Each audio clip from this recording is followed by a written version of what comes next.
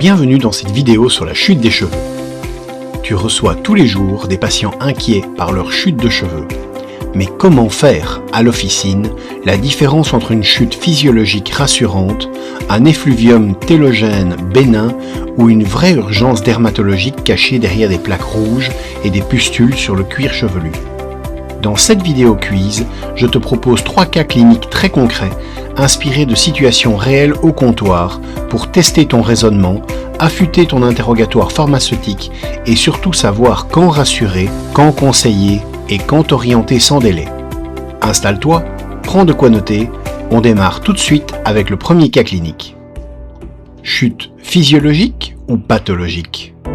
Clara, 35 ans, vous consulte car elle pense perdre beaucoup de cheveux. Elle estime en perdre environ 80 par jour, sans cheveux visibles sur l'oreiller ni au sol de la salle de bain. Quelle est votre conduite? A. Orienter immédiatement la patiente vers un dermatologue, car toute chute de cheveux supérieure à 50 par jour est considérée comme pathologique et nécessite un bilan médical approfondi. B. Expliquer à la patiente que sa chute est physiologique, inférieure au seuil de 100 cheveux par jour et lui prodiguer des conseils pour l'entretien de sa chevelure sans orienter vers un médecin. C. Lui proposer directement un complément alimentaire et du minoxidil topique pour prévenir une aggravation, même si la chute est dans les limites normales. La bonne réponse est B. Une chute de cheveux est considérée comme physiologique lorsqu'elle reste inférieure à 100 cheveux par jour. Le seuil de 100 cheveux par jour est un repère clinique utile, mais il ne s'agit pas d'une valeur absolue à interpréter isolément. La densité capillaire et la perception de la chute varient selon les individus.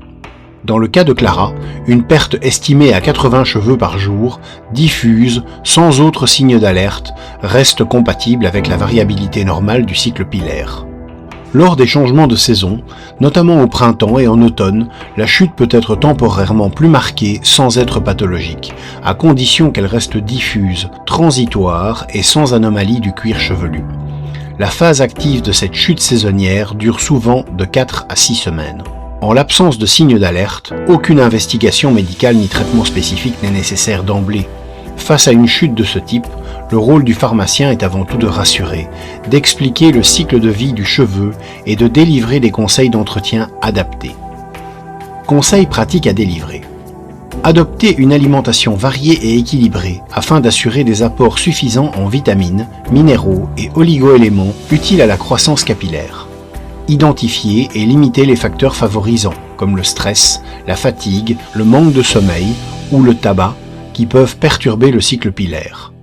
Protéger les cheveux du soleil, de l'eau de mer et du chlore, qui ont un effet desséchant. Le port d'un chapeau constitue une mesure de protection simple et pertinente. Limiter les pratiques agressives, défrisage, permanente, coiffure très serrée, lissage ou brushing trop fréquent. Utiliser le sèche-cheveux à chaleur modérée et à une distance suffisante du cuir chevelu. Favoriser un brossage doux avec une brosse souple ou un peigne à dents larges. Adapter la fréquence des lavages au type de cheveux. La fréquence de lavage dépend du degré de séborrhée. 2 à 4 lavages par semaine pour des cheveux normaux, moins pour des cheveux secs ou fragiles. Utiliser un shampoing doux, bien rincé à l'eau tiède et terminer éventuellement par un jet d'eau froide pour resserrer les écailles et renforcer la brillance. Les cheveux secs peuvent être nourris avec des soins à base de karité. Le pharmacien peut aider à choisir les produits les plus adaptés. En cas de démangeaison isolée, des lotions apaisantes ou un massage doux du cuir chevelu avec le bout des doigts peuvent améliorer la circulation sanguine et stimulent la pousse. Deuxième cas clinique. Cuir chevelu anormal, quelle conduite? Madame Dufour, 42 ans, perd plus de 100 cheveux par jour. À l'interrogatoire, elle décrit des pustules et des squames sur le cuir chevelu, ainsi que des zones rouges et inflammatoires. Que lui conseillez-vous? A. Lui proposer un shampoing antipelliculaire et un complément alimentaire à base de biotine et de zinc, et réévaluer dans 3 mois si pas d'amélioration. B. Lui conseiller du minoxidil topique en application locale sur les zones inflammatoires pour favoriser la repousse et réduire l'inflammation.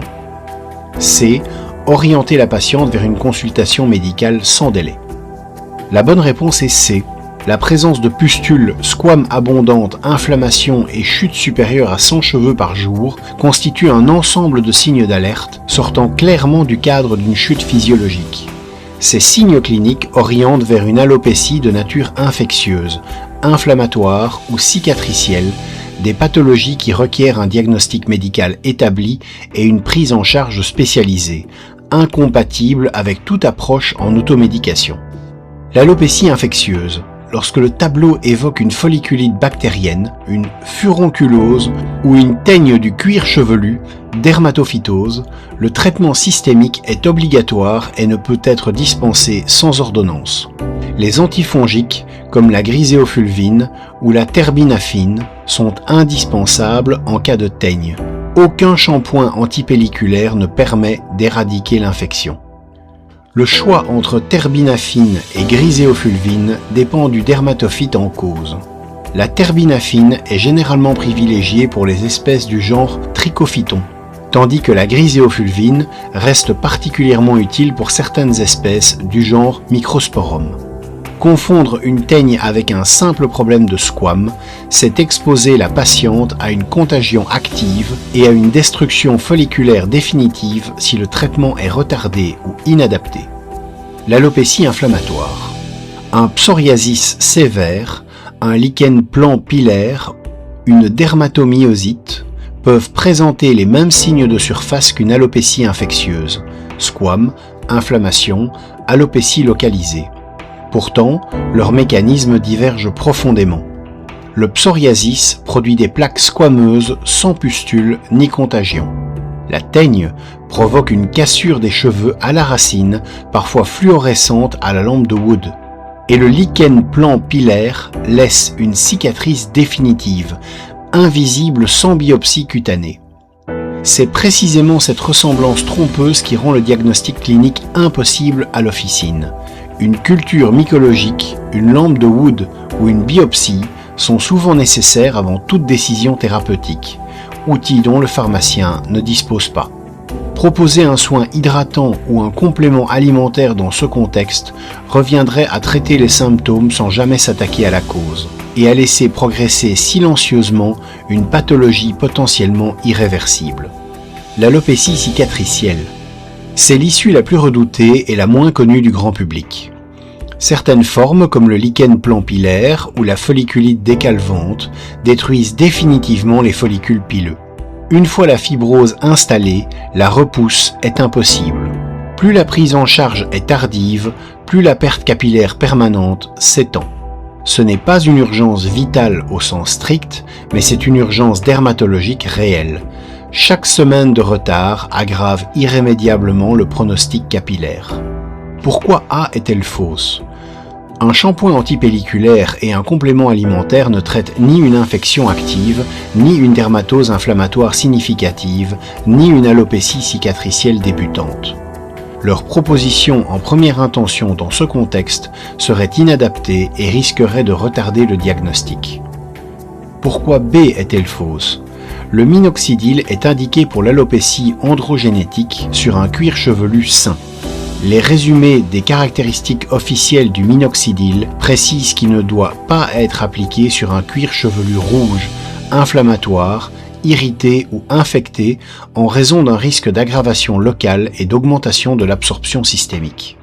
Troisième cas clinique, chute aiguë diffuse, évoquer un effluvium télogène. Madame Legrand, 34 ans, a accouché il y a 3 mois et demi. Elle consulte pour une chute de cheveux diffuse, brutale, apparue il y a 2 semaines. Son cuir chevelu est normal. Quelle est votre analyse ? A. Il s'agit probablement d'une alopécie androgénétique débutante. B. Le tableau évoque un effluvium télogène postpartum. Une prise en charge officinale peut être proposée selon le contexte. C. Toute chute postpartum impose une orientation médicale immédiate pour le bilan hormonal. La bonne réponse est B. L'effluvium télogène postpartum correspond à une chute aiguë et diffuse survenant typiquement dans les 2 à 4 mois suivant l'accouchement, en lien avec les modifications hormonales du postpartum.